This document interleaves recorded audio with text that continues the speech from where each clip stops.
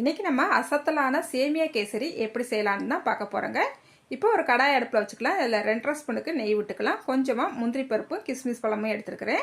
First முந்திரி பருப்பை சேர்த்துட்டு லைட்டாக வறுபட்டு வந்தால் பிறகு அதுக்கப்புறமா கிஸ்மிஸ் பழத்தை சேர்த்துட்டு நல்லா அதுவுமே புஷ்ஷுன்னு நல்லா வறுபட்டு வரவும் நம்ம எடுத்துக்கலாங்க. இப்போ அதே கடாயில் கொஞ்சமாக நெய் இருக்குது. அதுலேயும் நம்ம 1 கப்புக்கு சேமியாவை சேர்த்துக்கலாங்க.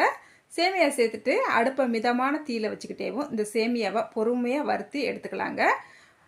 அடுப்பை ஹையில் வச்சு வறுக்கும் போது நம்மளுக்கு சீக்கிரமாகவே அடியில் கருகிரும். அதனால் பொறுமையாக சிம்மில் வச்சு வறுத்து எடுத்துக்கலாம்.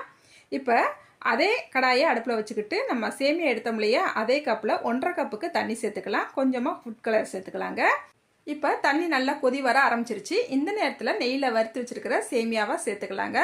சேர்த்துட்டு நல்லா இந்த சேமியா நல்லா வெந்து வரட்டும். பொறுமையாக அதை நல்லா வேக விட்டுறலாங்க.